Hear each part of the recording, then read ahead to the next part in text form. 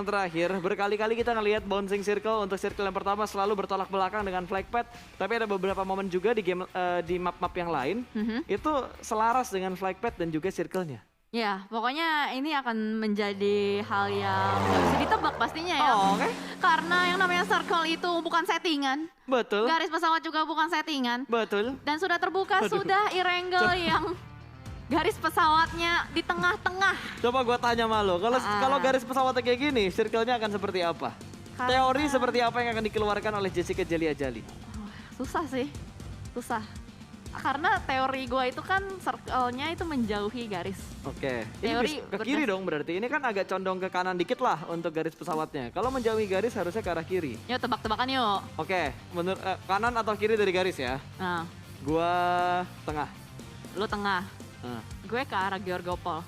lo ke arah Zarki masuk nggak? Georgopol shooting range. Reverny, Georgopol shooting range Zarki. Zarki, berarti area kiri atas ya? Nah, lo? Tengah. School, Pochinki, Ruin, Rozok, Oke. Shelter masuk, Farm juga masuk. Biasanya ngezong sih.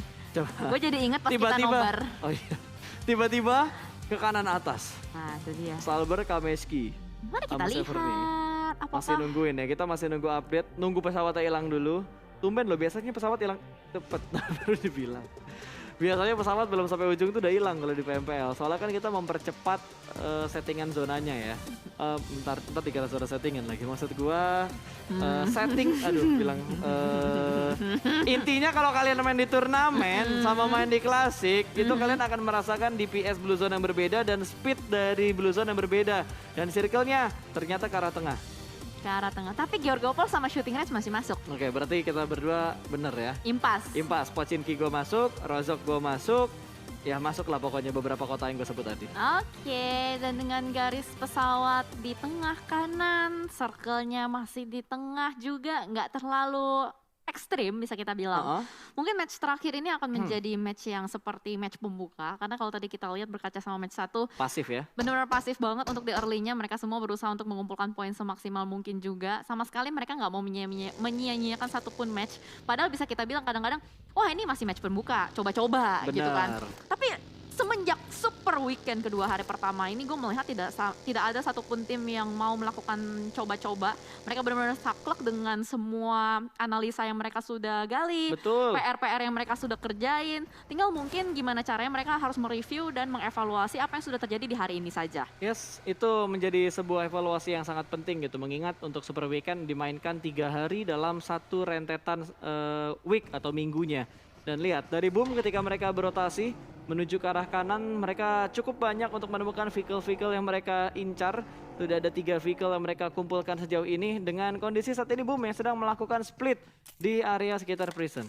Yes, betul. Dan kalau kita bisa bilang di hari ini Boom itu belum terlalu maksimal ya performance-nya, di mana beberapa kali rotasi mereka sering banget dipotong dan sering dikejutkan oleh beberapa tim yang ternyata mereka expect itu cepat rotasinya, tapi ternyata malah lama rotasinya. Yes, ini minim banget sih untuk tim-tim yang mungkin baru mengumpulkan 20 poin, menurut gue minim banget. Karena kan biasanya kita ngomongin itu, kalau normalnya itu lu mau main aman atau lu mau aman ada di papan atas, Ya, seenggaknya lu ngumpulin paling dikit 6, per gamenya 6. 6 per game, berarti 6 per 30. game. Harusnya 30 yang bisa mereka kumpulkan dalam 1 hari gitu. Tapi kalau misalkan udah ngelihat 4 game yang dikumpulkan baru 20, berarti mereka masih punya ya 1 game untuk ngimbangin game-game yang udah mereka lewatin dengan jumlah poin yang gak terlalu banyak yang sudah mereka kumpulkan. Iya sih, tapi menarik sih memang dari komposisi-komposisi poin yang tadi sudah dikasih lihat juga ya di Super Weekend ranking kita setelah 4 match yang berlalu, di mana ada beberapa tim yang memang lebih fokus untuk rotasinya aja di bagian rank atau di placementnya mereka Betul. benar-benar fokus dan tinggi. Tapi ada beberapa tim yang fokus ke elimination point saja. Mereka nggak terlalu peduli dengan rotasi mereka. Mungkin itu yang akan mereka tunjukkan di hari kedua atau di hari ketiga. Jadi kan beda-beda nih variasi-variasi strategi. Balik lagi seperti apa komposisi line up playernya. Karena beberapa tim atau bahkan sebagian besar tim udah melakukan meta 5-6 player kan. Ya bahkan dari poin lihat, dari poin placement mereka nggak terlalu bagus tuh gitu. Tapi dari segi, bukan poin elimination, poin placement. Poin placement yang mereka kumpulkan tuh nggak terlalu bagus. Tapi Yes. begitu kita ngelihat dari poin eliminasi yang dikumpulkan sama poin itu lumayan banyak loh. udah 11 poin eliminasi lebih, bahkan udah 15 lebih kalau kita gabungkan dari 4 game yang udah berjalan tadi harusnya. Bener, bahkan itu kebalikan sama Takai. Di mana Takai yang kita tahu di minggu lalu mereka bermain dengan agresif. Betul. Tabrak, tabrak, tabrak, tembak, tembak, tembak. Tapi untuk di Super Weekend kedua, Takai bisa menempati posisi top 3 dengan fokus ke placementnya aja. Elimination point mereka nggak terlalu banyak, 15. Kalau misalkan kita compare sama teman-teman tim lain yang berada di halaman pertama, elimination dari Takai itu ya seadanya aja gitu loh. Ya, dan menurut gua hal itu nggak salah sih dengan beberapa peraturan yang ada di PMPL di mana WWCD yang akan menjadi prioritas utama. Jadi kalau misalkan ada poin yang sama atau tiebreaker untuk poin beberapa tim di total poinnya pokoknya. Itu yang dilihat pertama WWCD-nya. Tim Ya. mana yang mendapatkan WWCD lebih banyak. Habis itu dilihat dari tim mana yang mendapatkan poin placement lebih banyak dan saat ini early fight antara GD dan juga Supply Bank sudah terjadi karena memang drop zone mereka tidak terlalu jauh. Verripier dan juga daerah Primorx, tapi kali ini rotasi dari GD begitu cepat. Dan yang gue bingung adalah Supply Bank. Di E-Wrangle pertama tadi kalau nggak salah, Ya. mereka tuh rotasi dengan sangat cepat. Keluar dari Verripier, mereka mau ngambil di bagian bukit depan, rotasi perlahan-lahan. Tapi kali ini mereka benar-benar melakukan slow pace untuk di early game. Benar-benar lamban rotasi mereka dan menyebabkan satu pemain mereka tertangkap, Hoki yang tertangkap. Bisa dibilang carry-nya untuk Supply Bank lah. Alright, ini agak menarik ya. Soalnya mungkin itu adalah salah satu strategi juga dari Supply Bank, mungkin untuk pengecohan. Jadi biar nggak kebaca terus-menerus strateginya. Jadi mereka melakukan rotasi-rotasi yang nggak melulu itu terus. Dan kalau kita lihat di sisi lain, Void yang di Super Weekend ini pastinya bisa bergerak lebih lega juga karena memang dari Bigetron Red Alias nggak terlalu banyak mengganggu pergerakan Void. Karena seperti yang kita lihat di Super Weekend lalu, Bigetron dan Void selalu bergesekan setiap kali di E-Wrangle. Balik Yep. lagi karena memang drop zone mereka berada di tempat yang bersebelahan, bertetanggaan. Dan jalur rotasi mereka tuh benar-benar mirip banget kalau untuk di E-Wrangle. Ya, dan mereka suka rebutan mobil kalau misalkan flag pad-nya ke arah kiri, tapi mereka pengen menuju ke drop zone awal mereka. Rebutan mobil di sekitar rumah 12, di scraping area yang menuju ke arah farm dan juga ke arah Miltanya, karena drop zone mereka bersebelahan seperti yang udah dibilang sama Jelly.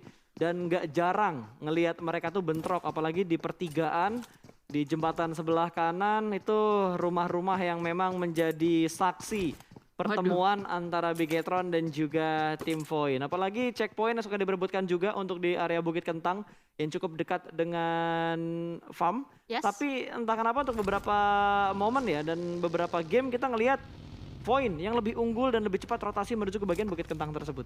Ya, karena mereka tahu mungkin kalau misalkan sudah di belakangan agak sulit untuk meretake.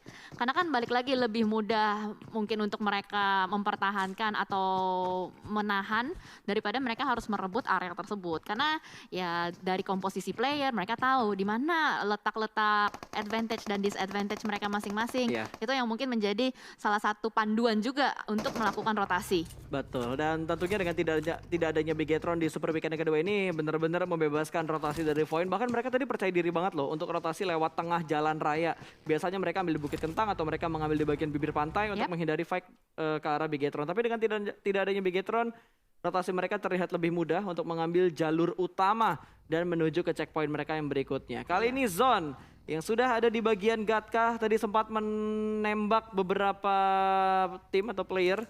Ada Onyx yang sudah mulai terpantau oleh Mineral yang mengamankan rumah kembar yang berwarna biru di pinggir jalan.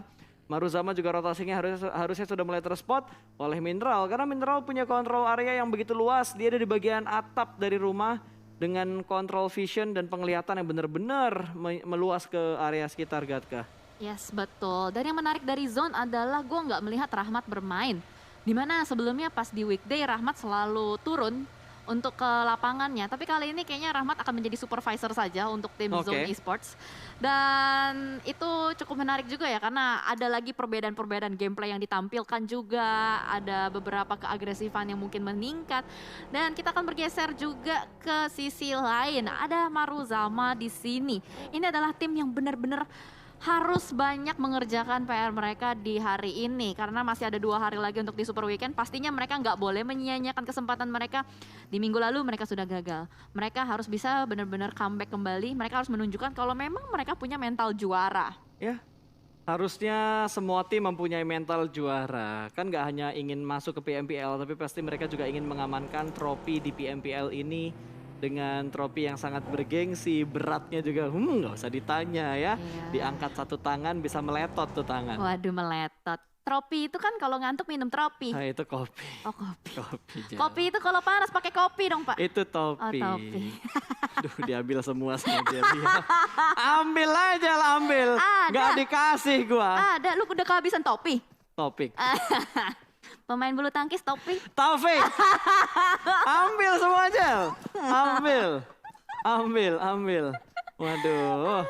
Tolong penonton bantu saya. cari teman. Cari bahan dulu ya. Cari Gue teman. gak nyangka lo diajak main itu sama si Jelly. Kan halus gak tuh? Nah kan. Halus. Halus bukannya kalau tidur tuh, halus banget. Pules. Jauh banget. Jauh Pak. Gua tuh kalau ngasih yang tidak dipikirkan oleh orang gitu loh. Ya udah deh, daripada ngomongin yang jauh, mendingan ngomongin yang deket aja. Sekarang ada Livescape yang sudah mulai berdekatan juga dengan Aura kali ini. Uts. Livescape tadinya udah fokus ke satu tujuan, kali ini Ditabrak diganggu dan mungkin akan langsung ditabrak begitu saja. Audrey, what happened? Dia benar-benar langsung menerobos area ini dan langsung dijepit dan di depan Aura bisa mendapatkan satu player di depan sana. Take-down kembali ke BJ dan berusaha untuk melakukan backup dan satu saja player dari Livescape terambil. Betul, trade knock 1 tukar 1 tapi langsung dikonfirm menjadi sebuah poin eliminasi dan yang melakukan steal adalah Onyx. Aduh. Yang ngenokin siapa, poinnya masuk ke siapa. Sakit. Tapi kali ini what? Dinosaurs masuk ke lubang buaya langsung begitu saja baru turun meledak dan ternyata dari lihat Onyx. Raffi belakang melakukan backstep ke Chisun dan ini benar-benar menarik banget setup yang dilakukan oleh ketiga tim ini. Betul, fight pun masih terus-terusan terjadi. Jaden bakal menembak menuju ke arah Maybe dan Maybe berhasil menyelamatkan diri. Tapi what a nades. Bener-bener baru touchdown, Yes. baru turun, kenok. Yang sedih tuh Dino kan baru main ya. Ah, Aduh, baru main. tiba-tiba. Turun dari mobil meleduk ya kan. Langsung deh rasanya pengen nyanyi lagu Dino. Tapi Raffi kali ini langsung menembak ke arah Jaden di depan sana. Berhasil untuk langsung terabas dan Jason kayaknya nggak bisa diselamatkan lagi nyawanya. Namun Jaden akan lebih memilih untuk menyelamatkan diri bersama dengan No Mercy. Iya, tapi lihat ya yang dilakuin sama Onyx tuh bener-bener nyaman banget buat Nyaman. mereka. Dua tim melakukan fight, mereka yang bersih-bersih. Oh. Yang ngenokin Livescape, yang ngambil si Onyx. Yang jagain, yang berjuang siapa? Yang nikahin orang lain gitu. Aduh. Wow. Yang kasih bunga setiap hari siapa? Yang ngasih cincin melingkar siapa? Waduh, yang ngasih cincin melingkar siapa? Yang bawa ke penghulu siapa? Punchline-nya begitu sakit. Sorry, cincin itu tidak memastikan akan dibawa ke penghulu. Oke. Banyak terjadi di kota-kota besar. Untung Anda berhasil ke finish line ya. Alhamdulillah. Alhamdulillah. Ya. Oke. Menarik sekali nampaknya topik kali ini. Dan di sisi lain Valdemart yang sudah memantau keberadaan dari Takai. Di depan sana Gremory kayaknya harus merelakan satu kendaraannya. Nggak bisa terlalu bergerak bebas juga karena posisinya udah benar di lock sama Valdemart. Valdemart seorang diri. Nggak seorang diri, mereka melakukan split positioning antara RRQ 2-2. Gremory hanya bisa nungguin aja sampai Valdemart lepas locknya. Betul, dan ini percobaan yang sudah diulang-ulang oleh Voldemort untuk mendapatkan sebuah pick off dan headshot. Namun beberapa kali percobaan akhirnya membuat dia, ya udahlah kita cek angle lain aja ya. Karena tercover dengan sebuah gundukan dan ada obstacle juga. Ketemu lagi. Maybe rotasi menuju ke arah Ruins dan agak berpapasan dengan tim Aura. Ini Aura banyak banget sih kanan mereka, Takai, kiri mereka Bonafide. Mereka mau ambil sisi yang mana dan memaksakan diri mereka untuk turun di area terbuka. Dan Takai punya high ground control yang begitu bagus. Tapi Cross yang tumbang karena Aura mendapatkan bantuan dari Bonafide. Tanpa mereka sadari, Bonafide punya angle ke arah tim Takai. Yes, Bonafide yang sedari tadi menempati rumah air nampaknya menjadi penyelamat untuk tim Aura yang sedari tadi sedikit kesulitan untuk bisa keluar. Namun sudah menyelimuti diri mereka dengan beberapa smoke yang cukup tebal dan Takai kali ini yang sedari tadi cukup nyaman di atas sedikit harus kelimpungan melakukan revive terhadap kawannya. Sementara dari Tuyul melihat ada pergerakan Ken, boom lagi-lagi rotasinya diganggu oleh tim lain. Ya, ini gangguan demi gangguan sudah mulai diberikan dan Takai pun akhirnya mengurungkan niat mereka untuk menembak ke arah Aura. Karena tiba-tiba ada backup dari Bonafide yang gue kira Bonafide bakal sandwich ke Aura bersama dengan Takai. Tapi ternyata tanpa disadari seperti yang gue bilang tadi ada bantuan dari Bonafide ke arah Aura. Yes. Dan Aura pun gak bisa puas untuk posisi mereka saat ini juga ya. Karena di belakangnya masih ada Maybe yang menjaga di bagian belakang seorang diri aja untuk tim Livescape. Dan Jaden pun nggak punya ruang gerak yang begitu banyak. Boom. Wah, ini cekungan yang biasa dibilang Wolfie. Ini cekungan yang enak banget yang ada di sekitar school dan ada di bawah bukit dari Rozok. Alright, dan ternyata Boom harus ter-take down dua playernya, harus sedikit mengulur waktu, perlahan membangun smoke demi menyelimuti temannya dengan beberapa asap putih, harus melakukan revive segera karena ini adalah posisi yang enak. Namun dari kiri dan kanan bisa terlihat dengan sangat jelas. Sementara dari NFT, mereka sudah mendapatkan informasi yang sangat penting, bahkan dari sisi lain ada RRQ yang memberikan pressure juga terus-menerus ke arah tim Boom. Betul, ada tapping through the smoke dari seorang Peko. Untung-untungan lah kalau tiba-tiba kena pala gitu kan, knock satu.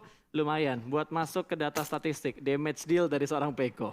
Nambah ya. Nambah tipis-tipis. Ini udah mulai gancet semuanya loh. Ada RRQ, ada Boom, ada NFT. Setup mereka udah mulai mepet-mepet. Dan gua nggak ngejamin Boom punya tempat yang mudah untuk berotasi ketika zonanya keluar dari tempat Boom saat ini. Yes, ini udah berdempetan semua berada di sisi area school tadi yang seperti sudah dibahas oleh Pasta juga. Namun di sisi lain, kali ini ada Genesis Dogma yang bermain agak sedikit lambat memutar dari pinggir perlahan. Melihat kembali juga circle-nya sudah mulai menutup. Kembali melanjutkan perjalanan tapi what? Ada peluru yang masuk sedikit demi sedikit. Untung masih bisa kabur dari Genesis Dogma. Yes, tidak sampai ke knock tadi ya. Dan circle-nya lihat, dikerjain semuanya. Circle-nya menuju ke bagian sekitar rumah banjir. Terus ke arah sekitar Rozok. Boom, saat ini posisi mereka masih cukup nyaman karena mereka sudah masuk kurang lebih seperempat. Tapi NFT dapetin satu persatu pemain yang lewat rotasi di sekitar mereka. Voldemort juga bakal memberikan tapping menuju ke arah Mineral. Tapi Mineral akan tetap gaspol dan Sultan yang baru aja touchdown ditembak oleh seorang Voldemort. Bahkan dua pemain. Wow, tembak karena begitu komit dari Voldemort. Mendapatkan dua pemain dari tim GD Gits. Lemparan Molotov dibatasi pergerakan dari tim GD Gits saat ini. Dua pemain tertinggal di belakang dan akan sangat sulit untuk menyelamatkan Satar dan juga Daybot. Wow, ini gokil banget sih. Ini indera pendengaran dari Voldemort peka banget ke arah belakang, tapi what happened kalau kita lihat nampaknya dari Boom akan berusaha untuk menyelamatkan dari seorang Satar, ditembakin, diberikan pressure oleh Nerpeko juga di belakang sana. Tapi ini adalah tindakan yang cukup nekat dilakukan oleh Booms. Iya, dan harus dilakukan tentunya untuk ngebuat mereka bisa bertahan lebih lama dengan gempuran-gempuran dari tim lain juga. Bahkan Molotovnya cukup dekat dengan pemain-pemain dari GD Gits, namun masih cukup terjaga mereka saat ini. Karena RRQ juga sedang mendapatkan tekanan dari tim Alter Ego yang berusaha untuk meretake tempat dari tim RRQ. Asa, dua smoke sudah mulai di pop up dan kali ini granat dilempar ke arah atas menuju ke arah Alter Ego. Ada balasan granat namun Asa sudah mulai berpindah ke arah belakang. Melakukan proning lagi dan Spauf sudah mengetahui setup dari seorang Peko. Ada beberapa burst shoot yang dilakukan oleh Spauf ke arah Peko. Namun belum ada dealing damage yang begitu besar. Dan Asa spotnya kayaknya udah mulai ketahuan juga. Tapi Mineral lolos dari RRQ. Mereka bakal masuk ke kandang dari supply bank. Sudah mulai mendekat, lempar granat ke bagian atas dan Mineral bertahan di bagian tangga. Sedikit membatasi pergerakan dengan melakukan nade ke bagian dalam dari rumah garasi ini. Dan satu orang berhasil diamankan. Pilot yang menjadi korban dari Mineral. Wow, ini menarik karena Mineral terpisah cukup jauh dari kawan-kawannya. Tapi kamera harus bergeser dulu ke arah yang lain. Cannot menjadi last man standing dan mau tidak mau harus pulang lagi-lagi Maruzama. Tidak membawa pulang poin. Ini Maruzoma punya PR banyak banget sih. Evaluasi mereka akan sangat banyak untuk di hari kedua nanti. Karena hari kedua dan hari ketiga urutan mapnya tidak berubah. Kalau kita ngomongin di Super Weekend tetap Erangel, Miramar, Erangel, Sanok dan berakhir di Erangel juga. Sementara Mineral kali ini masih bertahan. Belum ada follow up dari pemain-pemain zone yang lainnya. Ini benar-benar terpisah cukup jauh sih Jel. Zone akan sangat sulit untuk melakukan regroup dan Onyx juga sedang mendapatkan tekanan yang begitu banyak. Bahkan harus mengeluarkan setup smoke yang cukup banyak juga. Mungkin 8 smoke sudah terpop up di sekitar Onyx. Yes, tapi seenggaknya itu bisa mengulur waktu untuk Powerpunk menyelamatkan teman-temannya melakukan revive di belakang sana juga. Namun di sisi lain kalau kita lihat Nero lagi-lagi sudah mulai mengamuk bertemu dengan Takai. Zone masih bertahan juga dengan Alter Ego. Nampaknya dari Zone agak sedikit kesulitan untuk melakukan regroup karena player Zone lainnya masih tertahan dengan tim Alter Ego. Namun kali ini fight yang harus disorot juga adalah Takai dengan Nero. Satu player dari Nero tertakedown di belakang sana Hexas, tapi Miliano akan memberikan backup sementara Hexas berhasil untuk di-revive granatnya. Buy one get one free. Wow, ini adalah momentum untuk menabrak dan meretake tempat milik Takai. Nero langsung bergerak, begitu percaya diri. 2 poin eliminasi masuk ke tim Nero dengan kondisi keutuhan untuk tim Nero sendiri. Kean sudah terpisah dari teman-teman yang lainnya, sementara RRQ masih mendapatkan tekanan. dari GD dan juga alter ego yang ada di sekitar mereka. Dan mereka harus bergerak keluar dari tempat mereka saat ini. Yes, karena itu bukan play zone ya, dan ini akan menjadi kesulitan juga untuk ketiga tim ini.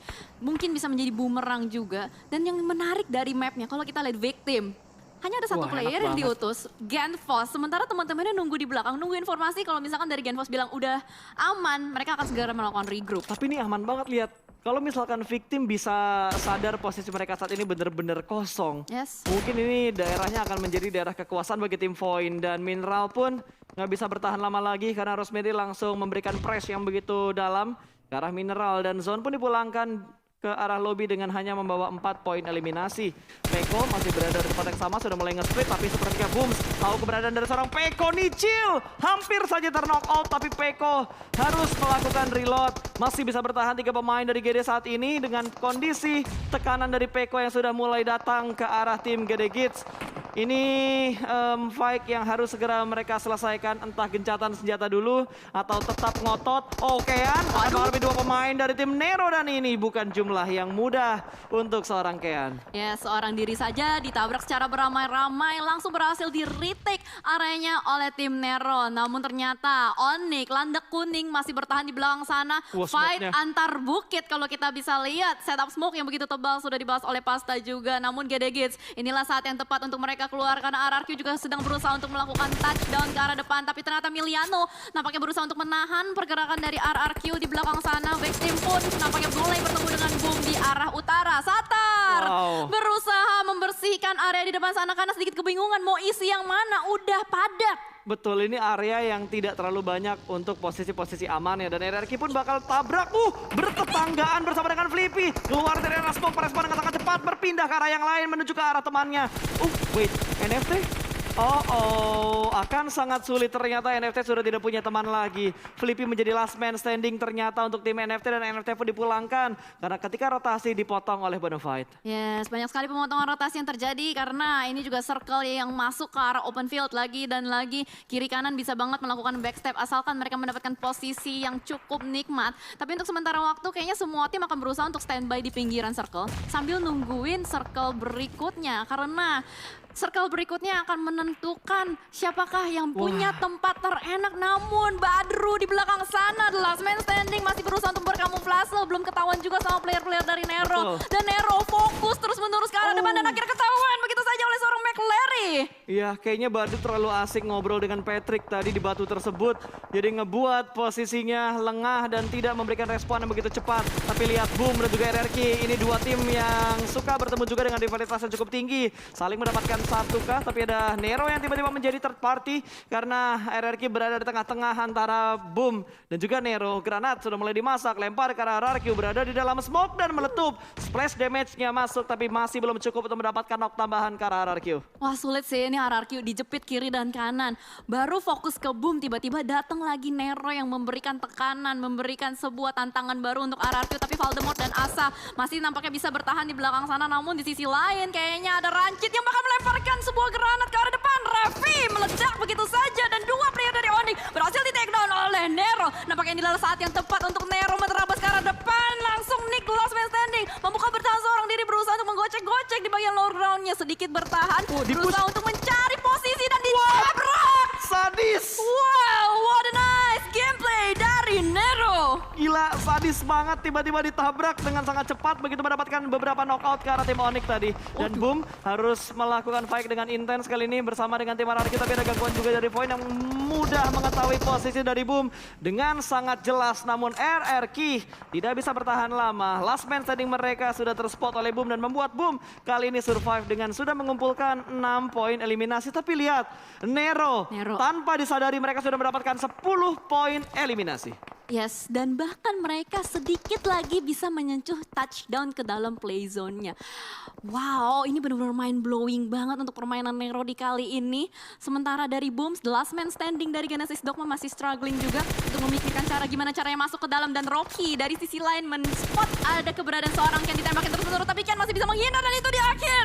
Nyawa dari Boom langsung saja dituntaskan oleh victim Rocky. Wow, ini chaos banget dan tiba-tiba tinggal 4 tim yang tersisa. Victim masih utuh keempat pemain mereka. Bonafide juga masih utuh. Yang paling pincang GD karena hanya menyisakan last man untuk tim GD. Hanya Boom yang tersisa. Melihat pergerakan dari seorang McLary-nya. Tembak menuju ke arah sebelah kiri. Respon shoot yang begitu cepat dari seorang Larry. Mendapatkan last man untuk tim GD. 3 tim tersisa kali ini. Hexas juga sudah terspot oleh Bonafide. Tuyul yang akan menembak through the smoke. Tapi tiba-tiba dari arah belakang ada tembakan. Ada bunyi-bunyian dari tim victim. Langsung direspon dengan sangat cepat. Tapi bots yang ditinggal seorang diri pun berhasil diamankan oleh tim Nero.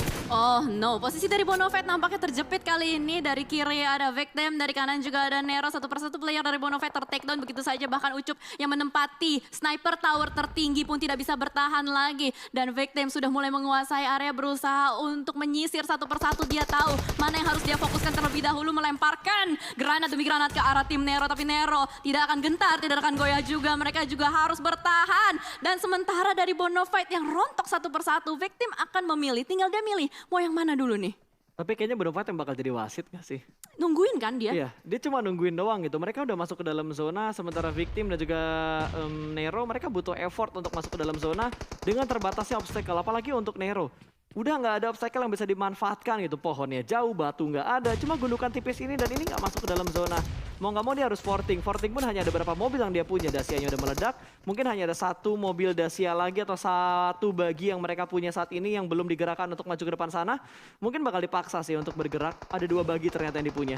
Nekat banget 2 pemain bakal naik dalam satu Dacia yang sama. Tapi Bonafide nggak akan ngerespon apa yang dilakukan oleh tim Nero. Karena mereka akan melakukan setup juga untuk fokus ke arah tim victim. Pergerakannya touchdown. Berhasil mendekat ke arah tim Bonafide dan berhasil mendapatkan sebuah checkpoint yang begitu penting. Tapi Molotov akan dilempar ke bawah. Membatasi pergerakan kah? Oh bukan Molotov, itu sebuah stun granat. Dan Nux Kakashi kali ini mendapatkan satu pemain. Rocky-nya tumbang.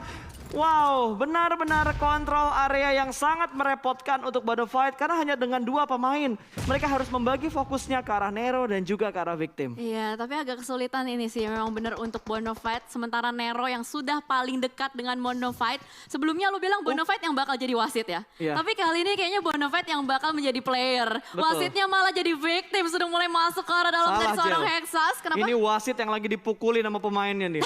Lu lihat kan tiba-tiba lagi jadi wasit nggak terima pemainnya. Wasitnya di-push sama Nero dan ada sedikit keuntungan tentunya yang dipunya oleh victim. Mereka bisa mendekat dengan lebih nyaman. Sudah mendapatkan checkpoint di bawah tiang sutet kali ini untuk pemain-pemain dari tim victim. Sementara kalau kita lihat dari Bonafide dan juga Nero, mereka akan membagi rumah garasi ini untuk 2 tim. Waduh, mereka mau nggak mau sharing dulu sih dari Bonafide. Mereka nggak bisa ngotot untuk ngebersihin Nero begitu saja karena mereka tahu mereka kalah kuantitas juga. Mereka akan berusaha untuk survive selama mungkin. Dan dari Hexas dengan teman-temannya pun nggak akan langsung melakukan permainan yang agresif untuk menyisir ke lantai 2. Mereka tahu ada Bonafide di atas. Mungkin 2 tim ini yang bakal nungguin victim untuk maju. Lihat, ini victim tuh kayak lawan 2 tim sekaligus gitu. Dia di luar sana kan, dia udah mulai set up smoke juga. Tapi tabrak sih harus ya. Kalau mau chaos, chaos sekalian gitu. Langsung aja ya. Nah, kan lihat. Waduh. Genfos sudah mulai bergerak mengambil bagian lower ground. Dan Nux tidak merespon hal itu karena dia lagi ngeliatin 3 pemain victim ada di bawah tiang sutet. Lihat Genfos sudah mulai memasak granat akan dilempar ke lantai 2 menuju ke arah balkon untuk memprediksi kira-kira apakah ada pemain-pemain dari Bonafide yang melakukan proning di bagian balkon lantai 2-nya. Tapi setup yang dilakukan lebih jauh dan lebih tinggi lagi karena Nux ada di bagian balkon lantai 3. Akan langsung menuju ke arah sana dan Nux berhasil diamankan. Tidak melakukan pengecekan, masih ada satu pemain Nero yang ada di bagian luar dari broken wall-nya. Tapi lihat Misery unggul dari segi angle view, berada di puncak rantai makanan dengan kondisi yang paling tinggi. Granat sudah mulai dimasak, lempar ke arah jendela, meletup dan berhasil mendapatkan Hexas. What an age dari Misery yang ada di bagian atas. Lemparan granat berikutnya akan langsung dilancarkan, namun ternyata 2 pemain dari Nero melakukan revive di bagian balkon. Wah, ini sulit banget sih karena dari victim sementara bahaya menguasai nih. zona dan ternyata McLary mengespot keberadaan player Valja di depan sana tapi ternyata double pick membuat McLary nggak bisa ngepick terlalu lama, bakal langsung masuk ke dalam rumah juga dan player-player dari victim sudah mulai mendekat mau tidak mau. Wah, dibakar. Dan juga Nero harus keluar dari rumah ini, segera lemparan granat lagi dan lagi membuat Hexas harus tertunduk lemas di lantai 2 dan Genfos memberikan tekanan yang benar-benar kuat kepada tim Nero. Gila, ini victim masih berempat. Mereka benar-benar diunggulkan dari segi jumlah dan Hexas pun masih belum diselamatkan. Bonafide udah mulai ngeri posisi mereka berpindah ke arah lain. Tapi kali ini McLary masih belum bisa mendapatkan satu pemain yang ada di bagian broken wall. Blue Zone sudah mulai mendekati dekat, ini blue zone yang terakhir. Masih tertahankah? 3, 2, 1 dan Nero pun rata. Menyisakan pemain-pemain kali ini 2 lawan 1. 1 lawan 2 di balik sebuah crate. Masih untuk melakukan revive, tapi 2 pemain berhasil diamankan oleh seorang Nux. 2 lawan 1. 1 lawan 1, kecuali ini berhasil di revive. Aduh, Nux ada granat gak ya? Tapi dia lebih milih untuk melakukan healing terlebih dahulu. Dan Misery lebih memilih untuk membangkitkan Rocky. Tapi ternyata Nux melihat pergerakan timing Misery. Masih bisa langsung masuk mepet ke arah rumah. Tapi Nux sedikit kebingungan. Turun gak ya? Sudah ada tembakan kembali dilakukan oleh Rocky dari belakang sebuah airdrop. Memberikan pressure terus-menerus juga 1 lawan 2. Siapakah yang memenangkan? Di revive. Dan ternyata Misery memilih untuk merevive Genfos. Itu angle yang susah banget buat ditembak karena masih ada backup dari bagian belakang. Rocky memberikan backup dengan timing kali ini. Udah mulai diintip-intip lagi dan sudah mulai melakukan healing menjadi 3 lawan 1. Low HP. Hampir mendapatkan 1 pemain namun tidak bisa. Terlalu banyak pemain victim yang menunggu di bagian bawah dan winner chicken dinner untuk victim. 11 poin eliminasi. Gokil banget permainan di Erangel terakhir menutup hari ini dengan fantastis. Ini benar-benar gokil banget ketika kita melihat itu adalah maling yang digebukin sama warga. Betul, ternyata wasitnya masih bisa bertahan ya. Nero yang dipulangkan terlebih dahulu ke arah lobby. Victim yang benar-benar diuntungin banget ketika Nero sama Bonafide lagi fight. Victim masuk perlahan-lahan, pergerakan mereka begitu percaya diri, mengirimkan 1 pemain ke arah broken wall. Dan 3-nya